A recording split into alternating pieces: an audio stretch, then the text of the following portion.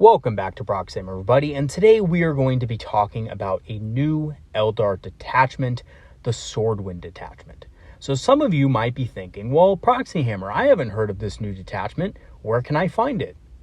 And the answer is only here, my friends, because this is a custom detachment that I have created in order for the Eldar community to have a little bit of a change of pace from the normal battle host detachment that we currently have. And hopefully it's going to be a sneak peek into what we can expect when we finally get our codex. Because I don't know about you guys, but I'm having some serious FOMO seeing all the new codexes come out. The Orcs Codex, the Chaos Space Marine Codex, with all these cool combinations of abilities and stratagems and stuff like that. So I thought I would make something that we can all enjoy until our codex comes out. And this is going to be a series. I'm going to do basically one detachment based off of each craft world. I'm going to do a Ynnari one as well, and possibly a Harlequins one near the end. So what we're going to look at in today's video is we're first going to talk about when our codex is actually coming out and when we can expect official detachments. We're going to be looking at the new detachment bonuses, enhancements, and stratagems of the Swordwind detachment, which I have created. And we are also going to talk about why we need a change of pace and a call to action to GW and the Eldar community. So first, right off the bat, let's address the elephant in the room. When is our codex coming out, and when can we expect new detachments? So here's the good news and kind of bad news. A lot of people might like this because, it means you might not have to buy new models right away, but we can expect our codex late 2024 or most likely early 2025. It has also been heavily rumored and suggested, and it's probably just a fact at this point, that we're going to be getting multiple new Aspect Warrior kits when the Codex is released. There's also been a couple of leaks as to which Aspect Warriors we should expect and which Phoenix Lords we should expect as well. Which is amazing. We are one of the factions that has the oldest models in the game. I think actually we probably are the faction with the oldest models in the game, bar none. Well, of course, Space Marines get to kind of, play in the sun with their, 15 different lieutenant models and stuff like that. But that does mean we're not going to see new models for a while yet, at least until the Codex comes out. And until then, we have no new shiny toys to play with. So I thought it'd be a great idea to come up with a detachment bonus that the Eldar community could play in casual games. Now, a little bit of a kind of overview of the detachment and the different enhancements and stratagems and stuff like that, basically what it's based around. Which is, of course, going to be Swordwind. So, kind of loosely based on the Biel-Tan. It doesn't necessarily have to be the Biel-Tan craft world, because that's not how detachments typically work in 10th edition. But it's going to be basically, their play style. So, heavy on the Aspect Warriors, heavy on the fast-moving, hard-hitting units, and not a lot of durability to back it up. So, the Swordwind detachment is going to host a number of unique abilities based on the Biel-Tan craft world, many of which will play to the strengths of Aspect Warriors. And while not all of its unique set of enhancements, stratagems, and bonuses are limited to Aspect Warriors themselves, many of them greatly increase the potential of such units. And, you're typically encouraged to take Aspect Warriors and units that would support Aspect Warriors very well. So jumping right into the detachment bonus, we have Battle Focus, of course, because the Biel-Tan craft world bonus last edition was basically to enhance Battle Focus. This edition, we didn't get it, so I figured their detachment bonus would just be Battle Focus. However, it does work a little bit differently in 10th edition. I thought it would be a little bit too OP to just open it up to the entire army itself. So instead, it's going to work very similar to what Grey Knights or Necrons have for Hypercrypt Legion or just the Grey Knight detachment in general. And basically, you're going to be able to select a number of units in your army depending on the size of the game and move them D6 at the end of the shooting phase. Now, keep in mind, you do not have to shoot or be eligible to shoot for this to work. It's just an extra D6 movement that you get. So it's pretty flexible. You can use it to move units behind obscuring terrain, although it is random, D6, so you have to account for that. And it can also help you move closer to enemy units. However, do keep in mind that if you use Battle Focus on a unit, you will not be able to declare a charge that turn. Flyers, Titanic units, and Towering units are excluded from this because they're probably a little bit too broken with this ability, especially since you can target multiple of them a turn for no resource cost. However, take note that it is not just limited to infantry units. You can target Wraith units with this. You can target monsters, vehicles, as well as mounted units. I did this because I didn't want to just make it so exclusive to Aspect Warriors alone. I wanted pretty much a wide array of units to be able to benefit from it. And yes, while it is great on things like Fire Prisms, keep in mind that the stratagems and enhancements of this detachment are going to be a little bit less on the mobility side than, your normal battle host detachment would be. So we're not going to see things like Fire and Fade or Phantasm. All right, so on to the enhancements. The Spirit Stone of an Athland allows a Farseer or Farseer Skyrunner to cast Guide or Fortune twice. The Biel-Tan and, the Swordwind detachment in general is not known for its Psychers, but the Psyker that it does have should be potent and should be able to do a little bit more for the extra cost. And I also think this will incentivize people to bring bigger units of Aspect Warriors and perhaps a couple more vehicles to make them slightly more durable on the battlefield, or perhaps even an Avatar of Cain. Walker of the Many Paths is another enhancement that allows a character to gain sustained hits, lethal hits, or devastating wounds each time it attacks with a weapon, whether in melee or at range. Now, this one is pretty good on an Autarch Wayleaper, or perhaps even, an Autarch Skyrunner. And this is kind of an alternative for this detachment to something like Fate's Messenger. Fate's Messenger is more balanced, can be used for damage or survivability. This is going to be more front-loaded on damage itself. But it doesn't guarantee that you're going to, proc critical effects. It just allows you to have the critical effects available on your weapons. And of course, that's coming in at 15 points, just like Fate's Messenger.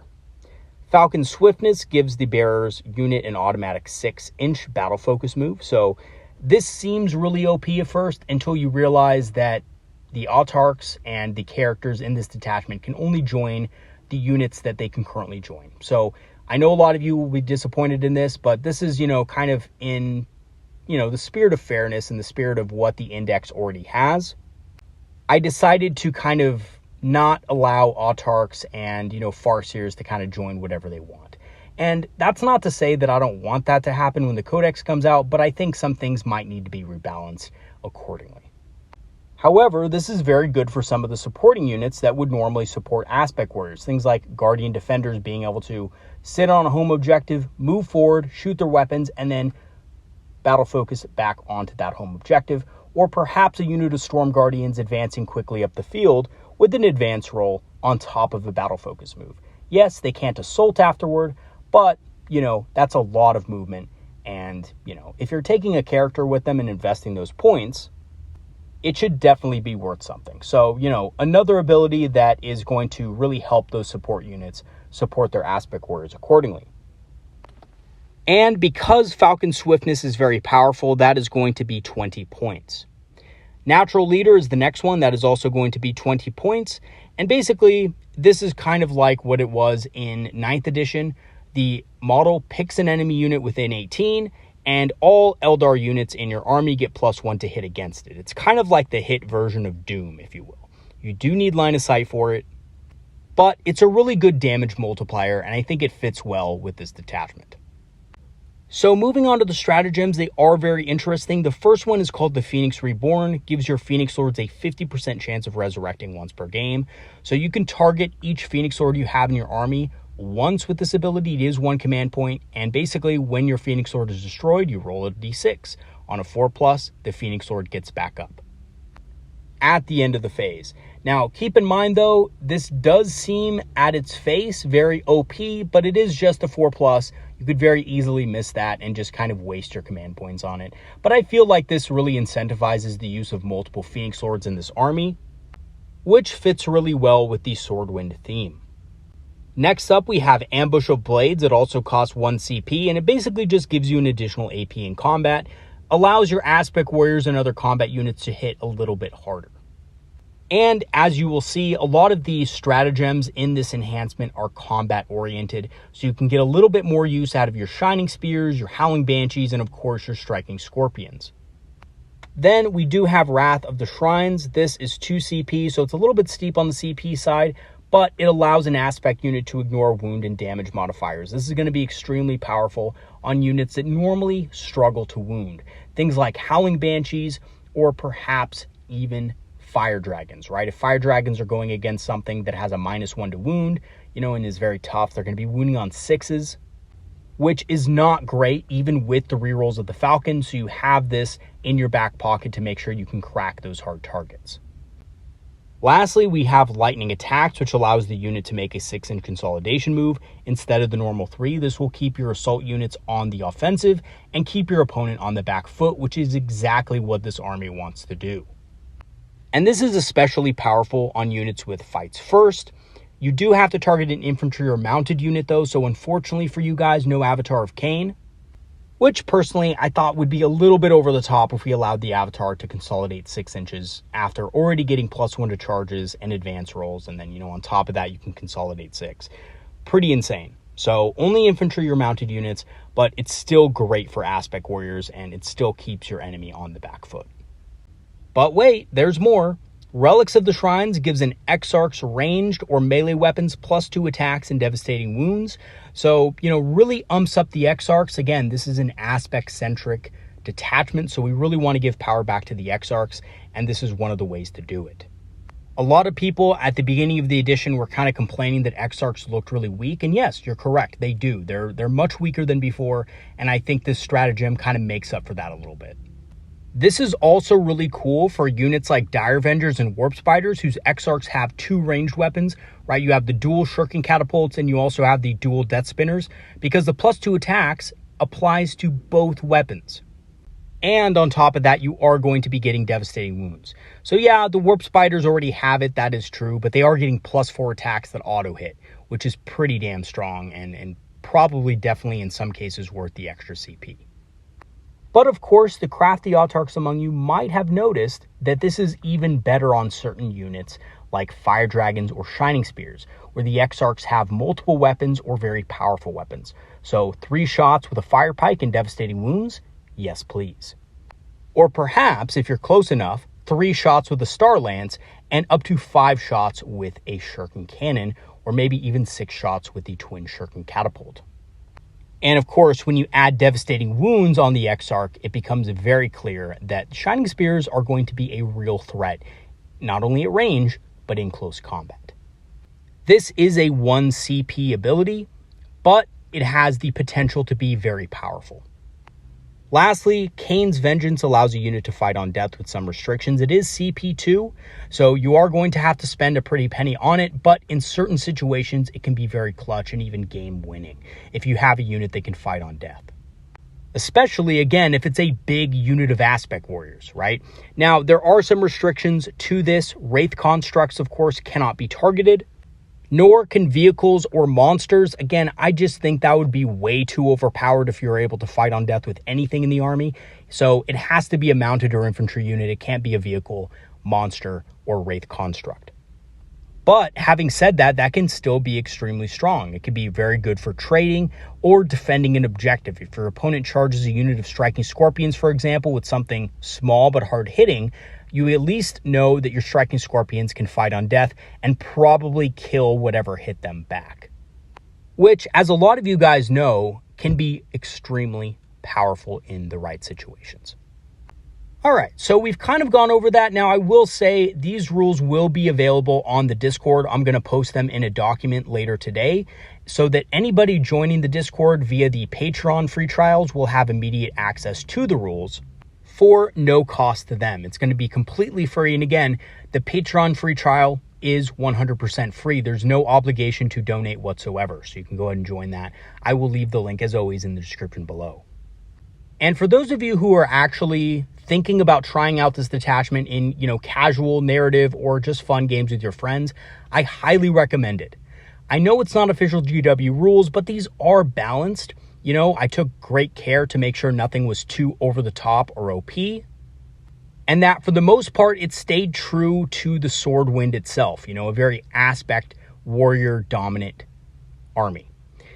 Of course, it's not limited as well, so you can use your other models and, you know, kind of try different things out if you want to. And this is, of course, going to be especially prevalent to those of you who are kind of bored with the current detachment we have. I mean, let's be honest.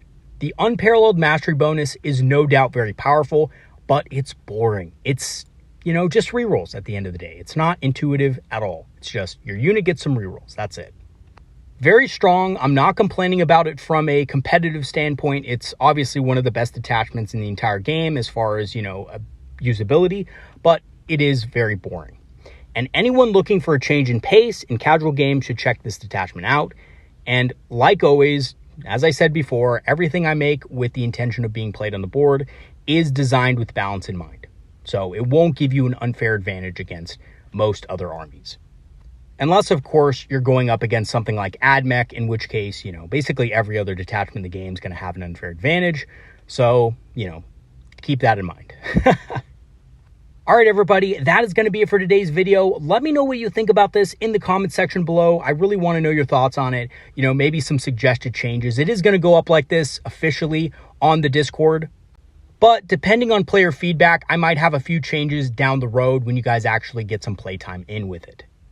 And once again, I do want to thank my Patreons and supporters for making the channel better and helping it grow. If you do want to become a Patreon member and help support the channel, I do have free trials activated, like I said before, and I will leave the link for that in the description below, where you can get access to our channel's Discord. I'm also an Amazon affiliate and have a channel store page, so if you want to grab some Eldar-inspired apparel on the channel store page, or you might want to grab some discounted Eldar miniatures on Amazon, I will leave the links in the description as well. All right, everybody, that's going to be it for today's video. Peace out. Look forward to some more Eldar videos later this week, and I'll see you guys next time. Have a good one, everybody. Peace out.